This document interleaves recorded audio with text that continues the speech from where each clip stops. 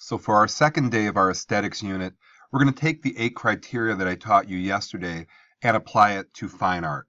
Now, I really wish I could take you all to the great art museums of the world and see these paintings with you, but the best we're going to do is put them on a Chromebook and walk around our room. Best I can do for you. And I want to thank Nick Snage for compiling all these pieces of art and putting it on a PowerPoint, and to review the 8 criteria from yesterday. When you are looking at an aesthetic piece, you have to go through these 8 criteria in your head to evaluate the art. And again, I'm going to repeat myself from yesterday. Simply saying I like is just a starting point. You have to back it up philosophically. Now, the first thing you have to ask yourself is the aesthetic concept. Most of the time, it's an adjective. Number two, the aesthetic value. What value does the piece of art provide? Is it practical? Is it spiritual? Is it humorous? Is it thought-provoking? You have to ask yourself that question. The attitude. From what mindset is the artist coming from in creating the art? Now, the backstory that I had you research in class is important.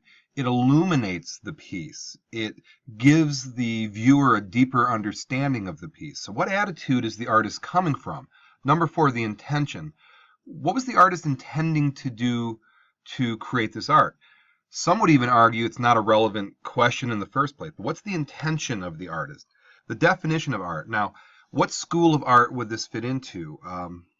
How does it get defined? Why are these pieces of art considered so important, so unique, and what have you? Expression. Now, expression was fantastic. When you were walking around the room and looking at all those pieces of art, to see how you reacted, and I loved when people argued with each other, where people had two completely different responses to the art, and oftentimes the person who researched the painting expressed to the people the deeper backstories to it, and it changed people's expression. So how do audiences respond to the work? Representation. How well does the art represent the piece? Is accuracy important? Is emotion important? What is important in what the artist is trying to represent? And then the object. Whatever the mission of the artist in creating this piece of art, was it accomplished? Was it not? So these 25 pieces are considered some of the greatest pieces on planet Earth. And this is The Persistence of Memory by Dali. This is Matisse's The Dance. Klimt's The Kiss, The Sleeping Gypsy by Rousseau,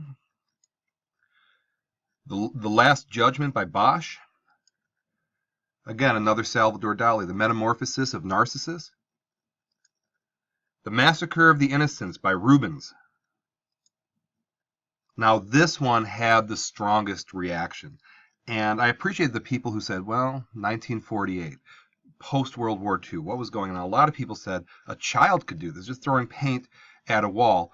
Do you understand Pollock? Can you make an aesthetic argument that this art is on par with the other pieces of art? This actually generated the most conversation. This is Renoir. Beautiful. The Last Supper by Da Vinci. Now, for you geometry fans, notice the symmetry of this painting. Absolutely remarkable. But here's the question. Do you value symmetry?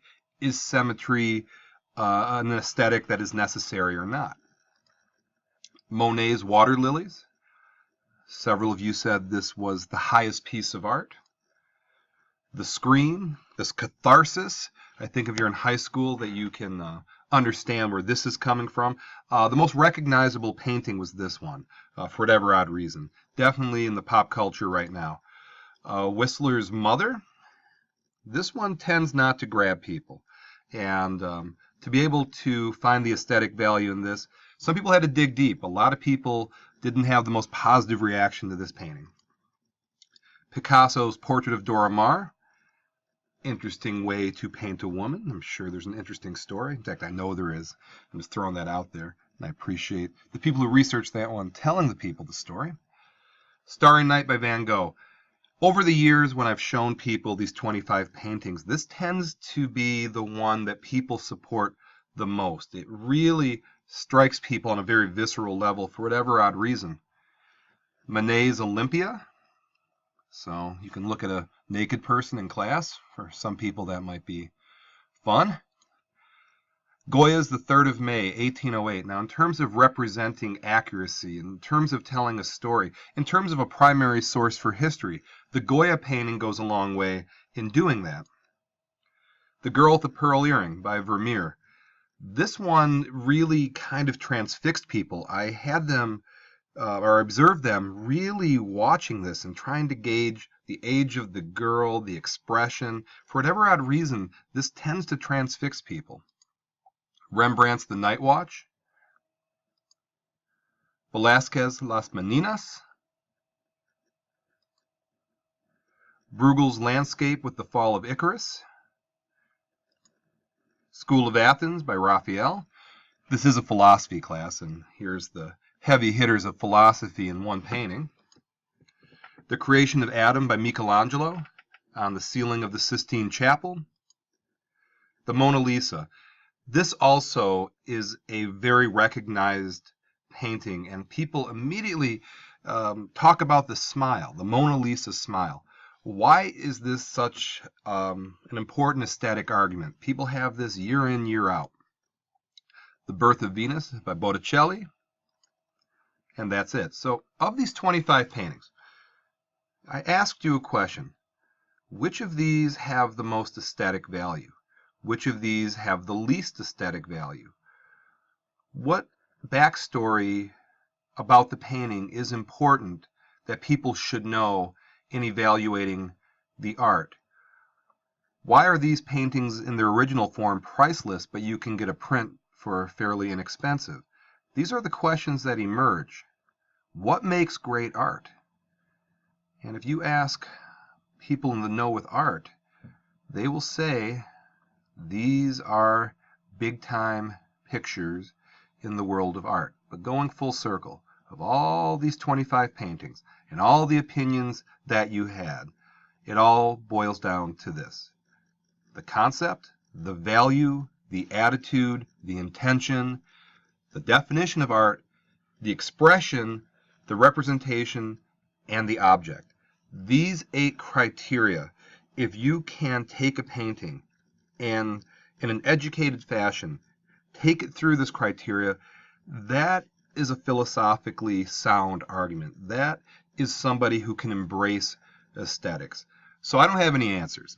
I have a lot more questions than answers, and that's why art never gets old, and that's why I encourage you to visit all the art museums you can and see all the great paintings that you can. The Detroit Institute of Art, about 25 minutes from the school. You can see some great paintings there, and I encourage you to visit and visit often. So, thank you for watching.